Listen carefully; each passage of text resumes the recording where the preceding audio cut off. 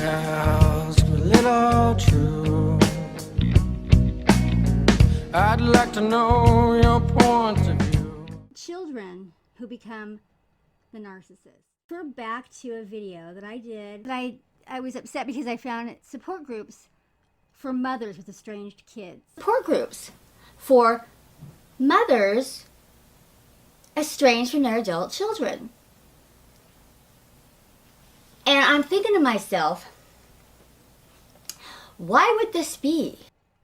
I was having a real struggle with that because my parents blame me. They say it was all because of me that we're estranged, which is completely false. My suspicion was that was largely what was happening with a lot of these other parents. And of course these mothers are all acting very victimized. They're all acting very, very sad, and they're all connecting, and they're all talking about how sad and terrible it is. And tell me if you can explain this to me, where there's a legitimate thing going on.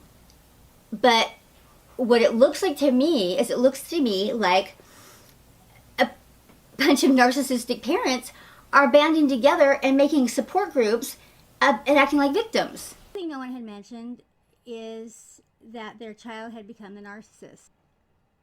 This would be two things. This would be, one, it would be an explanation. It would be the only explanation I could come up with, a legitimate explanation for why a child would be estranged from their parents. That wasn't the parents just blaming the kid. Also, I could honestly say that I do believe that would be worse than what's happened with me with losing my son.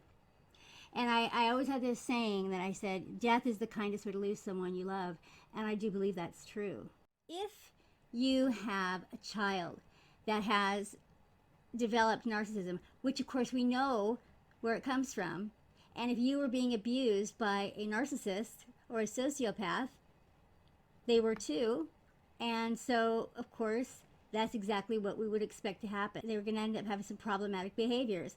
My kids both ended up with having the problematic behavior that I did. They both ended up being codependent and very empathic, passes down. So, of course, that does make a lot of sense. And I think what was happening is the day that I made that video, it was just after Mother's Day. I was feeling really bad, missing my son, sad about my whole situation with my family, and then I saw these people on there saying exactly what my mother had said. They cut us off, and basically we don't know why. It was like, they cut us off, we just don't know why, and we're just so sad, and we try and try, and now they've got we can't see our grandkids, and we just don't know what to do with you being so angry at all the family. We don't know what to do. It's like, that's not what's going on here, right? And so, when I found these channels, and it sounded like they were saying the exact same thing. And I think for the most part they were. Hated to offend anybody, or if someone had a child that was narcissist, to feel that they couldn't tell me that, but that was a legitimate reason. For sure it was. So absolutely. And honestly, I like I said, I seriously believe that would be even worse. That would be even worse than what I've gone through losing my son. Because it would just be, it would be an everyday betrayal, just like it is, and a choice, and it would just be, the only thing that would be better, as long as someone's breathing, there's always hope. We know with narcissists, though, it's not very hopeful. That's the one thing. Now, like I said, none of these people on these channels that I was watching told any stories like that. And some of the people that I was watching they seemed problematic to me.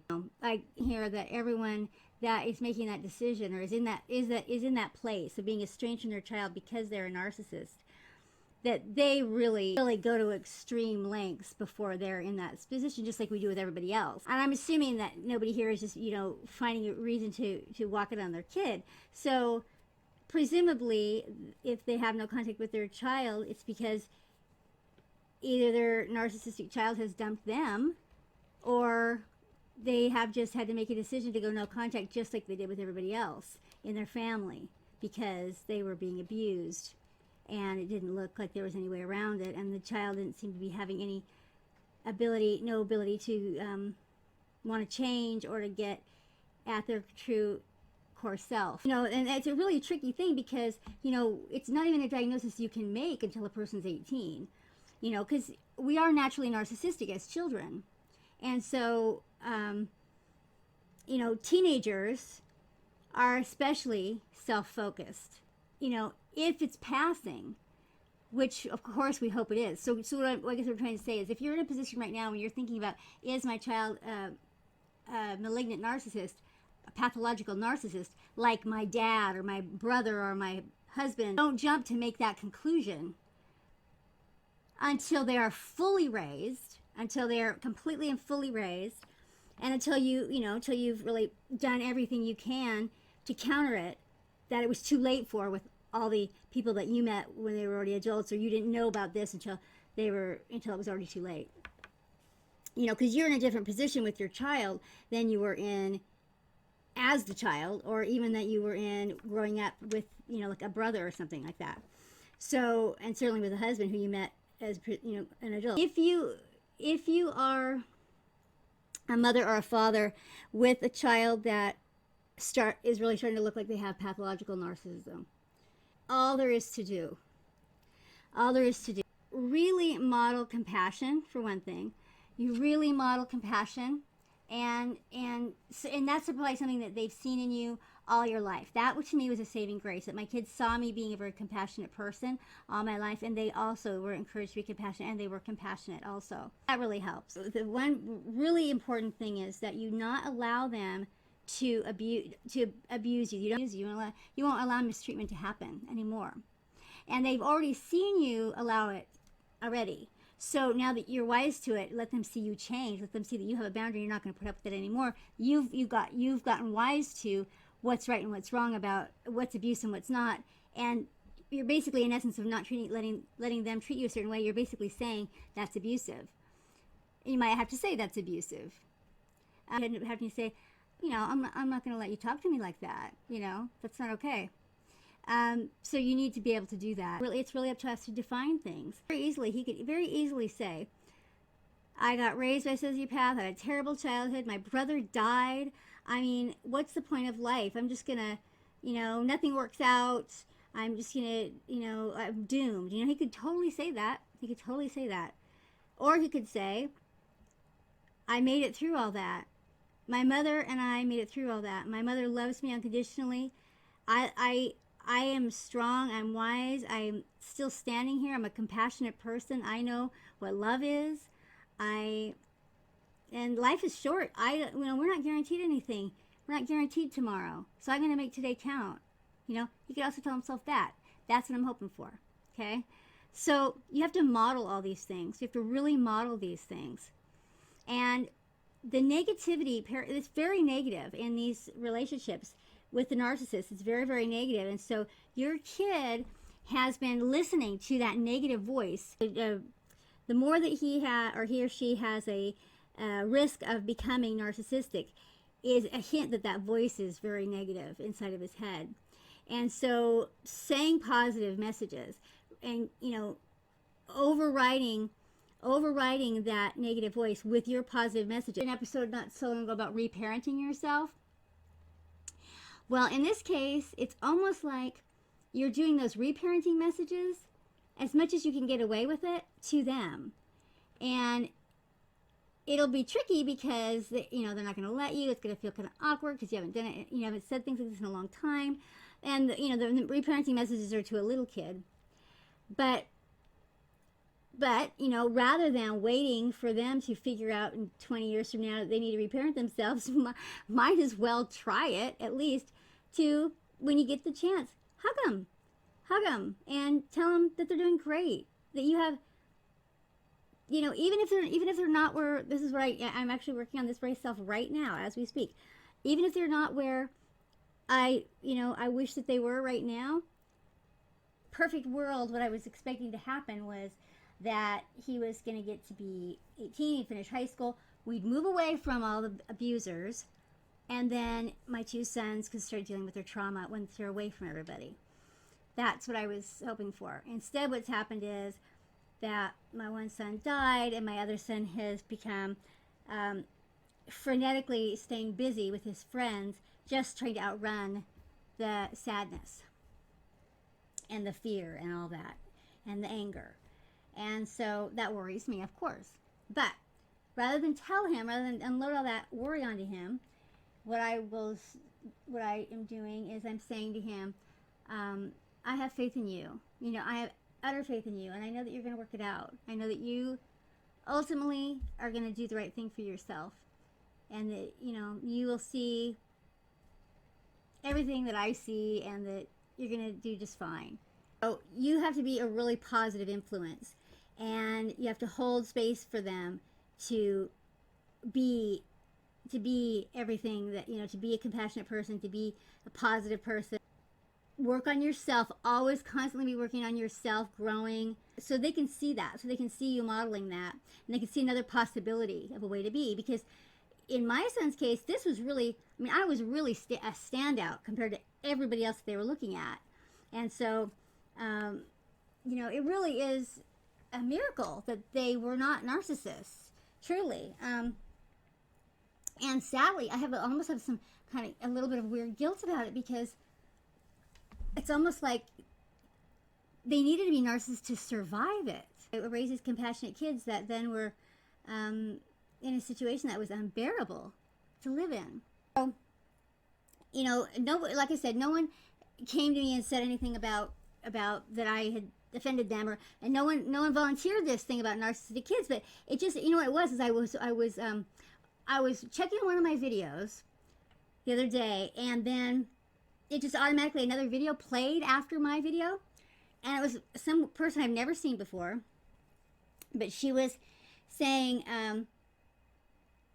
about how she hadn't seen her two daughters, and she wasn't talking about narcissistic abuse. What else was going on? And I thought, I wondered if her kids were narcissists. And then I thought, you know, that's the one relationship I haven't really explored. If that's your situation, it may not be completely hopeless. You'll know, just from all these discussions, I guess you'll know when it is. But if you have a kid that's still young, immature, or in a situation that has created more narcissism in them, like maybe a certain relationship or something, then I don't think it's hopeless.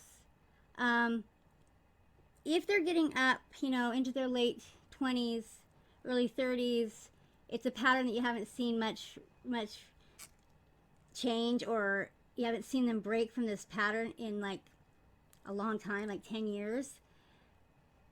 And even if they're like, if they've had kids now and they're still not going, oh, they're still not getting an appreciation for you as their parent, or they're really not distinguishing what the difference was between you and the narcissistic parent. That's the other thing. My kids were always very clear on who was abusing them, who the abuser was. Nothing wrong with everybody else, which was pretty amazing, because nobody else seemed to know. I mean, you know, they seemed to, you know, but they really saw the abuse. You know, the three of us were the only ones that really saw all the abuse. You know, if your child saw the abuse, they were in the house and saw the abuse, and they're siding with the abuser, that's a problem. That's for sure. When it comes to a child, it's going to be, you know, that I'm sure the criteria is even more, you know, it's just hopelessly abusive. They're acting like your ex. They're acting like the other abusers in your life, and it's gone on for a while, and they don't see your compassion as a wonderful asset. You haven't seen compassion or empathy in them, and they see your vulnerability as something to be loathed and picked on and bullied, and you see that kind of, you know, you see, and they see that you're being the scapegoat or the targeted one, and they're part of that. And that's not a good sign. And obviously there's nothing you can do, but you have to separate yourself from that. You're not doing them any good to let yourself be abused. It's not doing them any good. That's harming them. And so, you know, you have to pull away. And I'm just, you know, God, I'm really if anybody's watching me that's in that position, my heart just goes out to you. I'm so sorry. And, if I come across any new research or anything about anything to try or anything, I will certainly let you know. Bulletin, I'll let you know. But yeah, a narcissist, then if your child is one that's being a narcissist, obviously, I'm sure I don't have to tell you, just, don't be too quick to judge before you've seen this pattern for a long time without breaks in it, until they're at least in their middle 20s. You're not even supposed to, they're not really even supposed to be diagnosed until at 18 at the earliest, and after 24 preferably. And so, but of course, if they have a behavior problem, even in their teens, if they have an oppositional behavior problem, that's another indication that you're going to have a problem with narcissism. If they had oppositional defiant behavior problem, real problems with authority, and behavior problems as a teenager. Now, and this is a tricky one too, because my son had problems as a teenager, but he did not have oppositional defiant behavior problems with authority. He was always really well liked by his teachers. He was always very he was just always a sweet kid. He just did self-sabotaging things. Was defiant to teachers, and never a bully or anything like that. So but if you're seeing that kind of stuff, or crimes against people, and that's part of what is adding up to your kind of decision, then that is definitely a bad sign. But yeah, that's got to be really, really tough. I'm really, really sorry. If there's anybody watching my channel that's going through that, I'm very, very sorry about that. And it's got to be something that has to be talked about, because really we talk about what forms a narcissist, and all of us have those situations. So, I would hate for there to be some group of people that's not speaking up, because they feel even amongst us, they're outsiders, and there should not be an outsider here. It's just a really sad situation. You've lost your kid. You've lost your kid just the same as I've lost mine, and it's all because of these abusers. It's not your fault. It's not your fault. And so you need to know that. And, it's just sometimes you just can't overcome everything that comes our way. And it is, I don't believe it's not a genetic thing that gets passed down. I don't believe that at all. But I do believe that it is passed down through our behaviors, through the behaviors we see happening. And until someone stops it, until someone breaks it, identifies it, and breaks the pattern, it's just going to keep passing down. It's not in the genes, it's in the behavior. So, of course, their narcissism did come from somewhere. And so there was something going on. Obviously, if they were abused by a narcissist, they had a narcissistic parent, that is generally speaking what causes it most often. And of course, if there was a lot of praise for accomplishments, a lot of attention for golden child kind of stuff, that tends to lean towards it. So there was something amiss, but it's not going to be an empathic parent that's causing it. It is good if there's one loving parent. Of course, that parent has to protect the kid. They have to stand up and protect the kid. And so if that didn't happen, or if there was a divorce situation where they were with a narcissistic parent all the time, then they weren't getting protected there either. And so this is all what contributes to creating a narcissistic child. Dealing with someone who, like right now, is a teenager and is just a real problem, a real pain in the neck, because they're acting very narcissistic, that is not hopeless. That is not hopeless. But it is really important what you do right now. You modeling all the right behaviors, you not tolerating their abuse. Those are and you saying that you believe in them, and you holding space for them, and you being very loving towards them, unconditionally loving towards them, is very critical right now. And I know it's very scary to do, because you've risked that in the past. You've risked it with other people, and it's been abused. But with your kids, there's still a chance.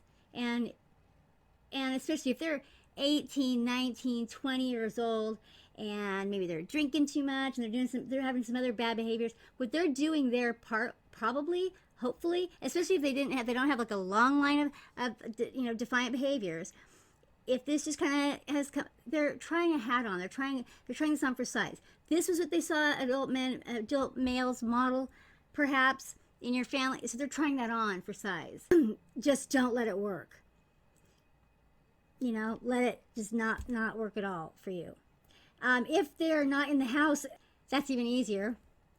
If they're away at school or something like that, that's going to be a lot easier. If they're right underfoot, and if they're right, then it's going to be a lot harder. You really hold firm the boundaries, of not letting them abuse you, and showing them that you've changed, that you're different, you value yourself. Show them how to value themselves, without having to do that, without having to get a false self. Tell them how wonderful their real self is. Hold on until you have to let go, and you'll know when that is. When you haven't seen a break in the behavior, you don't see them showing compassion and empathy, and they're being abusive. You have to let them go. And even then, you never know. Even then, you were in their life. There's still a chance that they might. Miracles happen. Things happen. Even then, even if you let them go, there's still a chance something could change for them. So parenting out of guilt or doing anything out of the bad things that once happened won't work. And giving into their entitled behavior in a way to try and win them over, to make them start acting like they love you, those kinds of things are not going to work. And I've seen people use up their entire retirement savings and things like that trying to help out a narcissistic kid who is not going to be the kid that's going to come around and take care of them when times get tough and they need help.